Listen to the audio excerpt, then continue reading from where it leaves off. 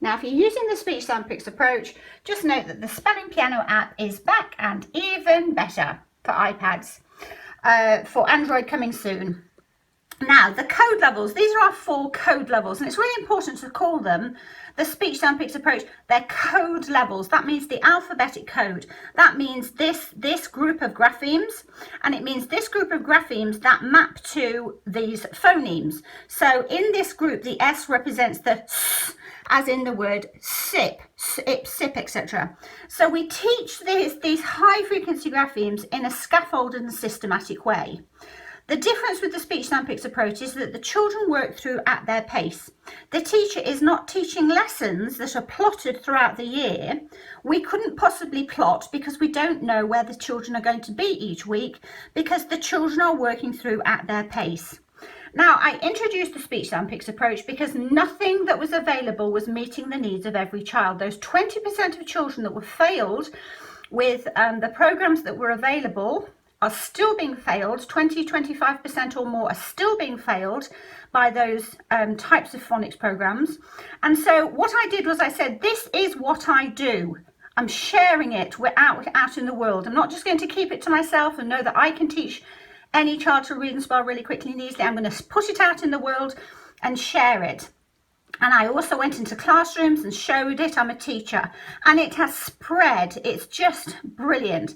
So this is our code, but I've always been from the very start very clear with everybody that although that's the basic code, here is your whole code. So the teachers have the speech sound wall up. So it shows all the choices.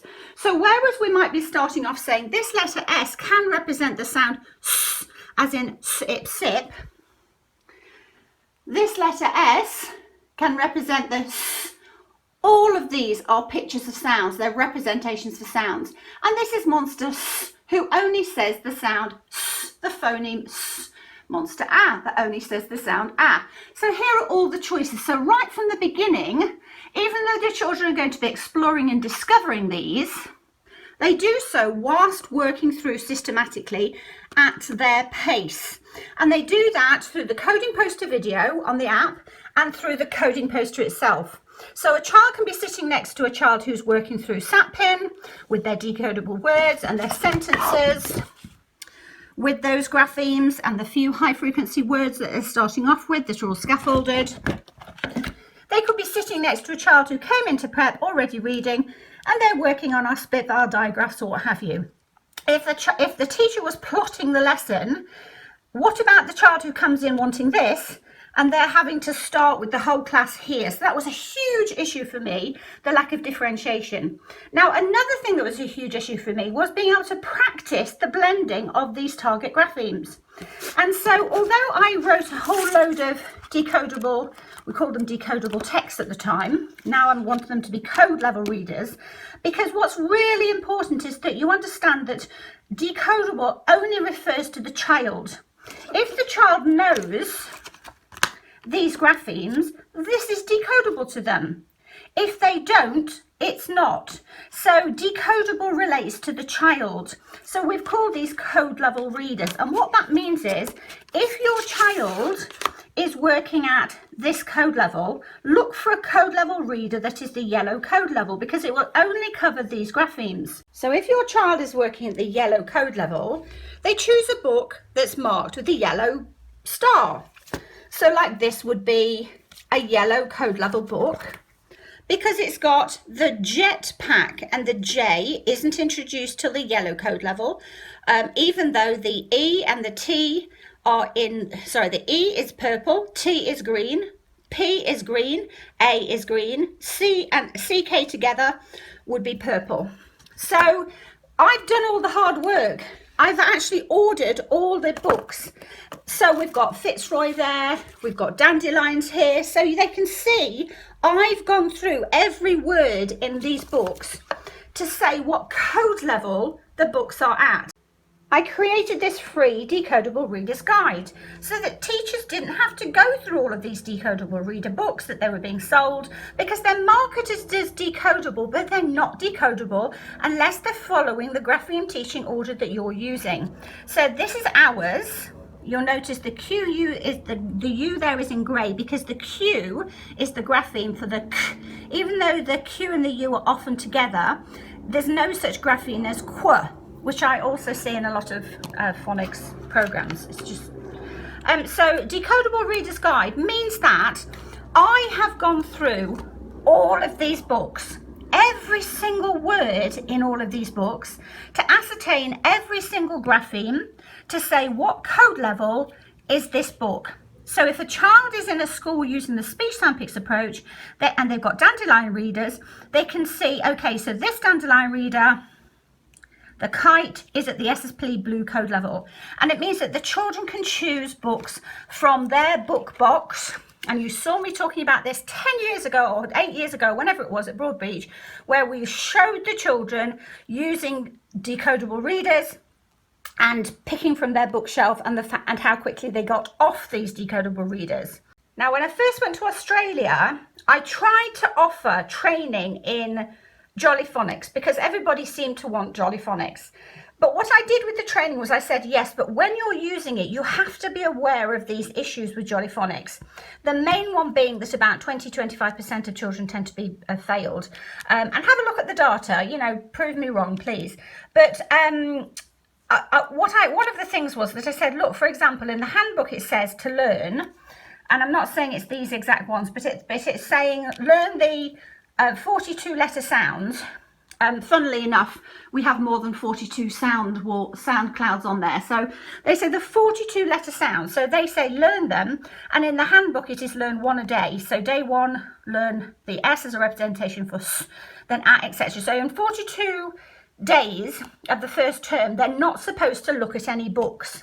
And that was a big issue with synthetic phonics. There was a big argument with synthetic phonics programs saying, why are the children having to wait? And what about if a child's off for 3 weeks?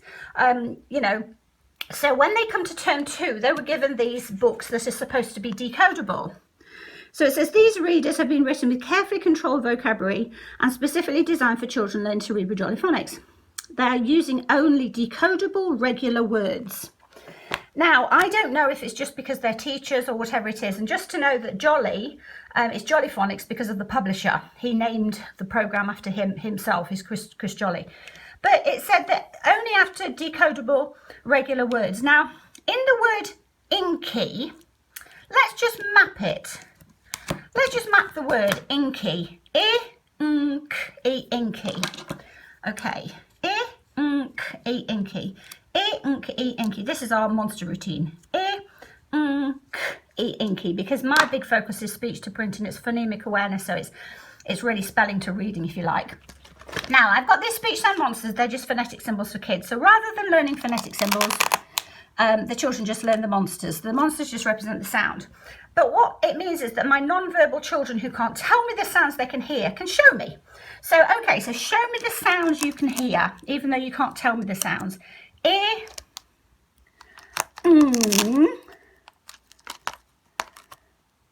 k, E. Remember, that's the sound E, not the letter name E. Okay, so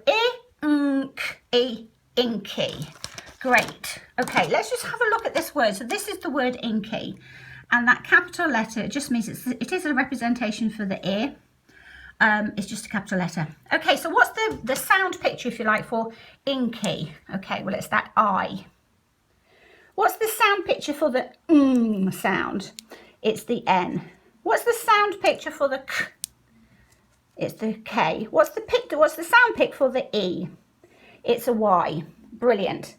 Now, you tell me, please, where in the Jolly Phonics scheme they teach in that first term that the N is a representation for the sound and not just the sound.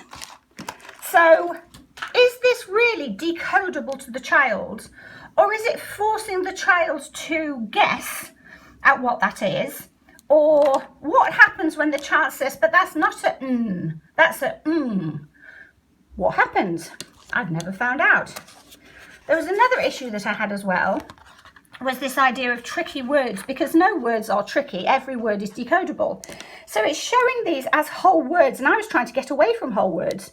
So like the, you know, let's go through that process again.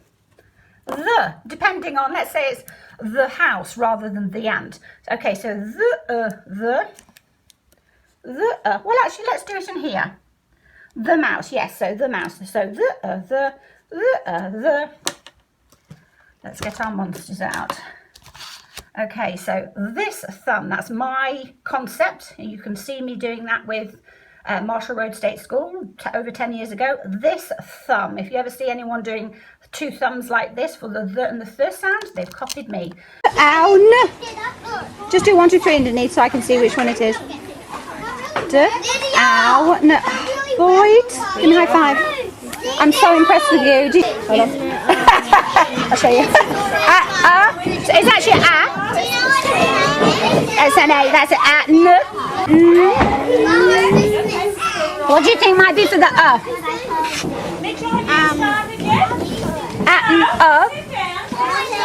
U. It could be. Put a U there. The. What's the Z sound? This thumb. This thumb. Excuse us both chewing away, by the way. It was Christmas and we were having a few jelly beans. Now, the reason that he's doing this thumb, if you're wondering why I'm saying this thumb and he's looking at his thumb, is because when the children in yellow level have learnt that when they see the TH, it could be they think of this thumb. It could be the, or it could be instead of an IPA symbol, instead of a phonetic symbol, they recognize the monster.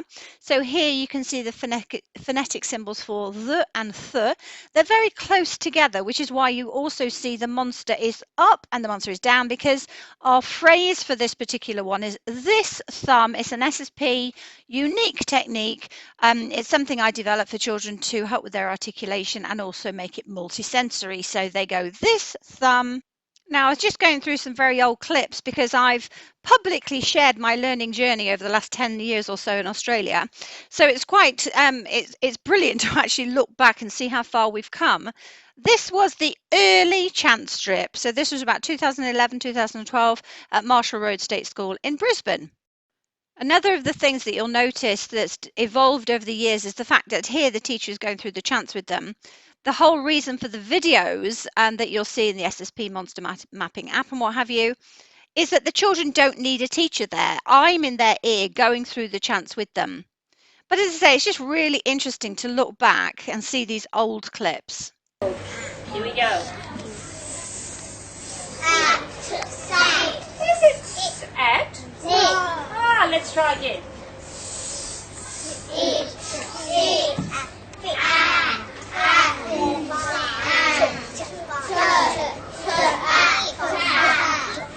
Okay, we need to stop because there's someone here who thinks he can be different. When we're doing work like this, Nicholas, we need to be all the same and doing it all together.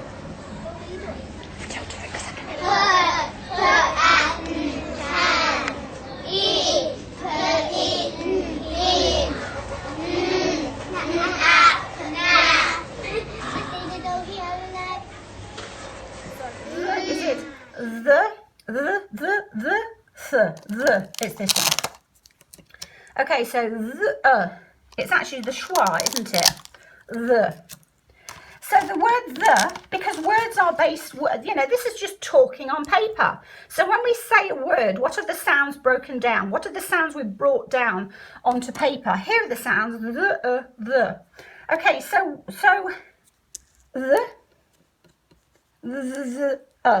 the. Okay, so every word can be mapped because every word is based on sounds. There's no such thing as a silent sound. It's an oxymoron, you know, and letters don't make sounds. Letters represent sounds depending on the word. So, oh, there we go. So look, so there is no representation there for the N as the because the N there represents a different phoneme. And let's hope that that Y is Y, E, I, etc. How many representations does that have? Wing, the ox, box, And E sound as in